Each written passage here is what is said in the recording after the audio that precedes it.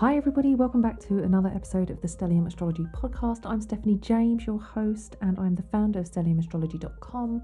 I teach classes for the London School of Astrology, and I used to write horoscopes for Elle magazine, among a number of other publications. And today I am doing another pre-recorded episode because, you guessed it, I'm on maternity leave. So I'm doing my thing, my moon thing, being a mum and, being a caregiver and guiding this little life into the world in the best way I possibly can without much previous knowledge of how to do anything like this other than having cats and dogs. And I've heard that babies are a little bit different. So, I mean, they still pee, poo, puke and require feeding on a regular basis. But I think babies just that little bit more complex. So, as you're listening, I am discovering this, and I am a practical person. I like to think I'm practical. I never used to be. Well, if you've heard any of my episodes on some of the more ethical aspects of astrology and some of my anecdotes about my naivety through having too much trust in other people, you may disagree and think that perhaps I'm not really a very practical person. However, life has hardened me. I'm much more practical now. I'm a bit more of a tough cookie than I used to be. However, hopefully I'm not one of those battle axe people, one of those battle axe mums, which, is kind of scary and, just a little bit overbearing. You never know, I might be. And maybe I'm embracing that right now. My strong arm battle axe inheritance from, way back down the line. My dad's mum was quite a strong feminine role model. She was a very strong, opinionated, bossy person. So, hi Nanny. If you're listening from the other side, I am talking about you, and yeah, I think that's probably where I get it from. But who knows if I'm going to be like that as a mum. However, practicality is something that I try to work with, and that's why I'm pre-recording these episodes. And today, on that lunar note, I wanted to talk to you about creating a new moon wish list. Now, you may have heard me talk about new moon wish lists before, and I do mention it in all of my videos that I do for my patrons when we're talking about creating a new moon wish list for the new moon of the month and things like that. I also talk about lunar gestation cycles with my patrons as well. I've created a short explanation video with them about what a lunar gestation cycle is and how to spot one in feeding into your chart, and that's for my VIPs. I'm sure at some point I'll have to do something like that for the podcast, but for now, let's talk about a new moon wish list. Let's just connect with the moon in the simplest and most effective way, and by that I mean tuning into the moon once a month. Now, ladies, I'm not talking about your menstrual cycle, though this is also an interesting thing to observe. And if you don't have one of those trackers that you can get, like I think I've got one called oh my goodness, now I'm going to have to look at my phone and find out what it's called. Is it My Period Tracker or something like that? There's so many. There's one called Clue. There's Health, if you've got an iPhone. And there is some sort of the one that I've been using for years. I'm just looking for it now. It's just called P.C, period calendar, I think it's called. But that's really good to follow and track with your cycle, because the cycle and the moon are very connected. However, I'm talking about just creating a simple new moon wish list, and this is a good practice because every single month there's a new moon. Sometimes there's two new moons, and that's called a black moon, the second new moon in a month. Not like a blue moon when you have like a second full moon in a month, but a black moon when you've got a second new moon. And why this is a useful practice, among many things, is that it helps you to sort through what you really want and helps you to focus on where you want to be. But not only that, it also helps you to tune into your true intentions about what you want to be doing and how to go about these things. Now, a new moon wish list is a list of 14 wishes where you list anything you want, basically. So you could say, I know I've got an article. I've written a whole article about this, so I should just get it up on my website, stelliumastrology.com, where I'm going now. New moon. Let's just type that and see what comes up. Oh, it says no internet. How wonderful. I've got that little dinosaur there who's tries to entice me into playing games. Okay, I can't get that article up at the moment. By the way, the dinosaur I'm talking about is the Google Chrome dinosaur. If you know, the one where he runs and you have to jump. That game, I love it. It makes not having internet all that more worthwhile. Anyway, so you make 14 wishes. Now, you don't have to make any kind of grandiose wishes for humanity, saying, I want world peace, or, you know, I just want to end pain and suffering across humanity. That's lovely. That really is nice. However, a new moon wish list is about you. It's about your intentions. And of course, if you're really bothered by that stuff and it's really taking a prominent position in your life, I would say journal that, because it's definitely something going on that's causing you to be absorbing collective pain and suffering. And you know, you can scale back that wish, and instead of saying I want to end hunger, for example, I don't want anybody to be hungry, you could say set an intention to volunteer in a soup kitchen, maybe, do something like that, because that could be your way to work with making a wish that makes a difference. However, like I said, it doesn't have to be a great big collective society altering wish. It's more about personal things. So it could be that you're fed up in your job and you think, right, I want to get a new job doing something that I love. I want to study that course where I can develop my skill set in order to get a better job. I want to see more of my friends this month.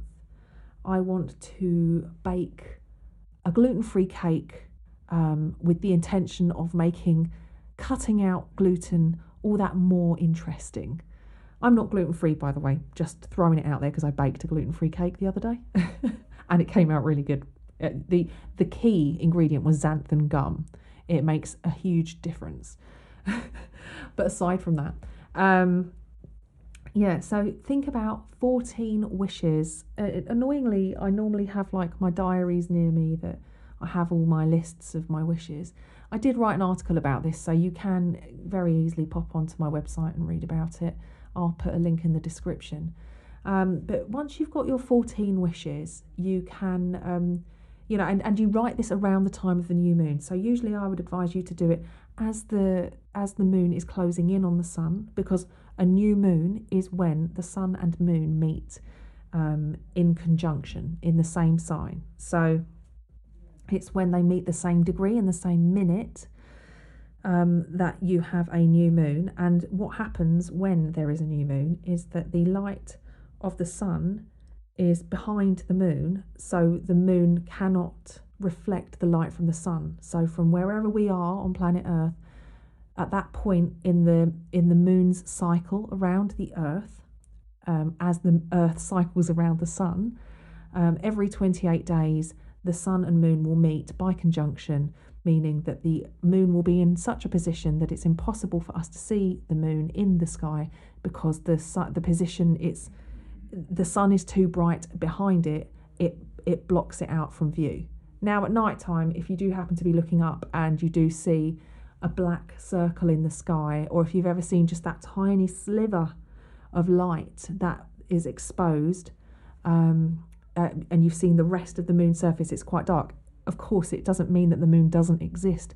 It just means that the moon is at its closing phase and its rebirthing phase. That new phase is so potent with possibility, and it's almost like the darker the moon, the more fertile the soil for you to plant your seeds of intention.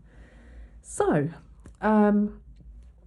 what's great about doing this, like I said, is planting these seeds of intention, and around the new moon It is the closing phase. It means that the previous cycle, monthly cycle, has ended, and just as it passes through that conjunction with the sun and through to the other side, it is born again, and it does it all over again for the next month.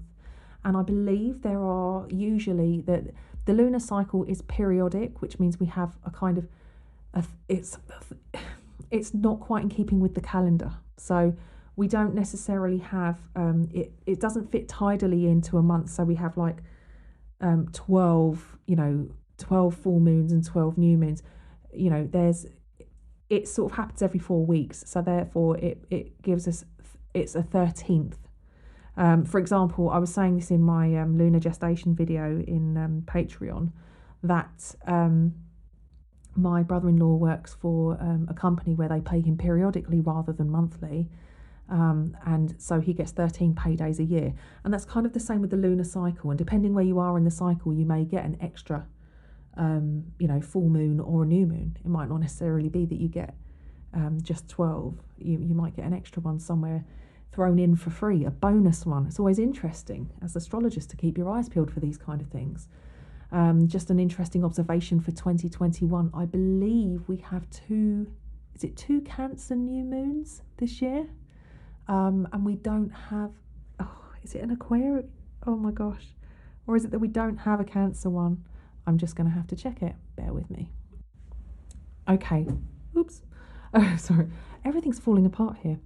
I had a hot water bottle on my lap. Not a hot water bottle, it's called a hottie. It's a little octopus, a fuzzy octopus. He's just fallen on the floor, but I've retrieved him. Now, I lied to you before. What we have is we have 2 full moons in Aquarius. So we have a blue moon in Aquarius this year, 2021. And we have no Cancer full moon. So that's interesting. However, as far as new moons are concerned, it looks like we have a full set this year. So in every single sign, as it should be.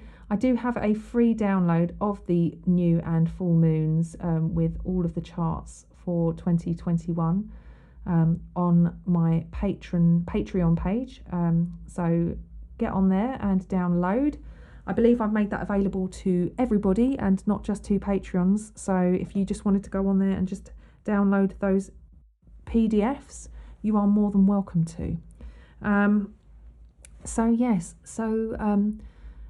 Sometimes lunar phenomena doesn't quite stick to the rules. Like I've just explained, we've got 2 Aquarius full moons and no Cancer full moon this year, which is interesting. However, aside from that kind of thing, it doesn't mean you shouldn't write a new moon wish list. Say there were 2 new moons in one sign and not in another one, for example. That doesn't mean you shouldn't write 2 new moon wish lists, for example, even if it's in the same sign. I think it might show you even more insight into the progression of your intentions and some of the things that you are desiring at that point. So one big no-no as far as a new moon wish list is concerned is to cast any kind of wishes or write any kind of list when there's an eclipse. During eclipse season, it's just a no. And the reason why is because we have a lack of clarity around eclipse season. There is a sense that obviously, as I've explained, when there's a new moon and the moon is in the light of the sun, but we're not seeing, as far as the full moon's concerned, we're getting the full reflection of the sun. As far as the new moon's concerned, it's just not in a position where we can get that. The bit that's got all the sunlight on it is out of our view, so we're seeing the darkness. But when there's an eclipse, it means that the moon is in the path of the earth and the sun. Therefore, and it depends on whether it's like a partial eclipse or a total eclipse. It's not always exact. But whenever there's an eclipse and it comes to full or new moons, any intentions that are set around that time, you have to be careful. It's kind of like they say, be careful what you wish for. So it's not advisable. If things come about naturally, then of course that's just the way it is. But if it's something that you can avoid, but like not creating a new moon wish list, then avoid it. There's it. They say there's a lack of clarity if the light of the sun is obscured by the moon, completely obscured. There's a blockage of that solar frequency, that solar energy, which everybody who's ever been and witnessed a total eclipse has always talked about the profound experience. It's quite eerie, it's quite chilling. There is a sense of interruption to a type of energy that you're receiving from the sunlight. It's very different to the sun going behind a cloud, for example. There's a real kind of blockage there. And if you're setting intentions or if you're making wishes, it's not advisable to to ask for anything during these times where you are cut off from that solar source. It can be a sense that you are not thinking clearly. And also, I'll have to do another show on eclipses, but eclipses are kind of like a power up or a reboot button. And if you are setting intentions for something and working really hard to get something in motion during an eclipse season, you might find yourself very suddenly back at square one, or you might find yourself suddenly thrust into a situation you're just ill prepared for. So these are kind of reasons why we say avoid when it comes to new moon wish list. Don't make any wishes during eclipse season. It really is a time where you just have to let go, put your hands up in the air and say, it's not up to me right now. I'm just going to have to wait until the dust settles and then see what's happening. It's a little bit like when you stir up the water, like the silt in the bottom of a glass. If you ever got at school, like scooped out some water from a pond to see what kind of pond life you could pick up, any little pond skaters or odd little creatures, and you picked up a bit of dirt, you just have to wait for that stuff to settle down, and once it has, you can see what you're working with. Or maybe an analogy for those with a strong Neptune, how about a pint of Guinness? Just wait for that head to settle before you tuck in. There's only been one occasion where I've drunk a Guinness and enjoyed it, and I think I was feeling really faint. I think I had I don't know if it's like low blood pressure or something like that, but they say it's got a lot of iron, so it's very good for you. And I had a pint of Guinness and I was like, oh wow, actually this is quite nice. I've never gone back and had another one, but I should. Anyway, so like I said, you make 14 wishes, provided it's not an eclipse. Make 14 wishes, and those 14 wishes, you can keep hold of them and you will be able to observe down the line exactly how much progress you're making. So think by the end of the year, so like let's remove a couple of them for eclipse season. So let's say I think this year we're going to have eclipse season around June time and also in December. So 2 of those new moons are probably going to be a no. So I would say June and December, avoid. Around that time anyway, it might be May and November. I'll have to be more, I'll have to double check for you guys. I'll add it to that, I'll add it to the post that I've done on Patreon. Just I'll put in which ones are the eclipses. And FYI to anybody who is listening who wants to know how to spot an eclipse just from looking at a natal chart, all you do is you look for the nodes. So the nodes are the little symbols in the chart that are like a kind of, someone describes the north node looking like headphones. It's like 2 little circles with it almost could look like the Leo symbol, but it's not quite the same. 2 little circles with a little upside down U kind of connecting. That's the north node. And then there's the actual U shape with the circle on top of the little arms directly opposite, and that's the south node. So they are currently in the Gemini Sagittarius axis, which means that we will be having an eclipse in Gemini and Sagittarius this year, in both. So 2 eclipse seasons. So once when the sun's in Gemini and once when the sun's in Sagittarius. And you can usually tell when there's going to be eclipse because the sun will be around 8 degrees, 10 degrees either side of the nodes. And that's kind of the area where it would happen. As soon as the moon catches up with the sun in that area, that means, yep, we're going to have an eclipse. And then when the moon opposes in that area too, that's still eclipse season. So that's why they usually come along in pairs. Oh gosh, it's turning into an eclipse show. Anyway, so just if you wanted to look out for that, just have a look on the chart for the nodes. And I am creating a free download as well for people to have a look at some of the symbols and the glyphs. So I'll add the nodes into that. And just keep your eyes peeled for that. And the 14 wishes maximum.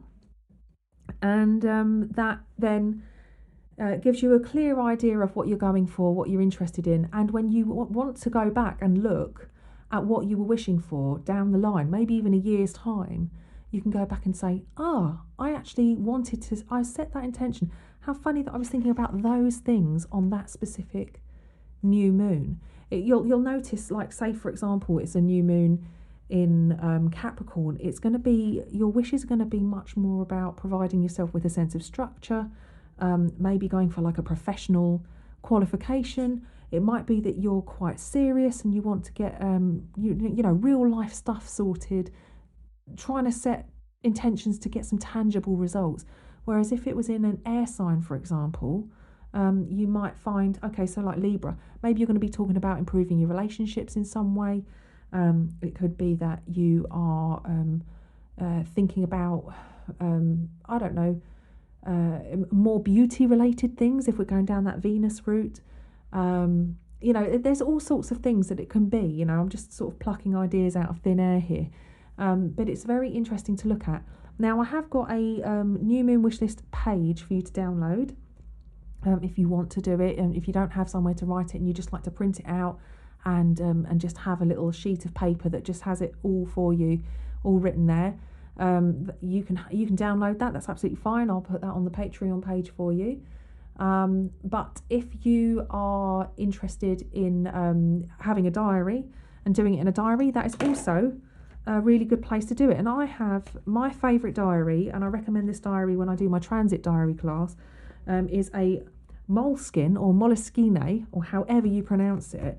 And this is I think this is called a seminary diary. And what it does is it's got on one side of the diary, it's got lines for 5 spaces for the the days of the week, or actually 1, 2, 3, 4, 5, and then the bottom line, so the 6th line is divided into Saturday and Sunday. But the right hand side of the page is a total note page, so you can scribble down your ideas. And for me, this is the perfect astrologer's notebook. I mean, I know there's other notebooks out there that are brilliant, but this for me is perfect because it gives me a space to write down my plans and things that I need to remember. And on the other side of the page, it gives me that space to scribble down my frustrations, my observations, my many tick lists that I create in order to get stuff done. So it's a great diary. I shall have to provide a link for that as well, I would imagine, so you guys can have a look. I don't work for them, by the way, or anything, but I do just recommend it because I just think it's a great diary. And whenever I write stuff in my diary, even when I'm writing my new moon wish lists, I always write the time that I sat down. I'll make sure that I write down the date and the time, and then do my 14 wishes of what I really want to achieve that month. It doesn't have to be something that you want to get done that month. It can be something more of a long-term goal if you want to. And so new moon wish lists actually tie in really nicely to lunar gestation cycles, and also moon families as well. Which are much longer cycles, where you can look at the moon phases over the next 9, 18 and 27 months, and watching how events really do start to unfold. I did make a video for my Patreons on that, which is for the VIP access, and there's other stuff that I'm going to be putting on there too. But yeah, that's just kind of it for today as far as the new moon wish list is concerned. Like I said, I will add a few links for you so that you can explore that. And that's kind of it. Another short but sweet show, just touching on an interesting area, which is a really good practice to get into.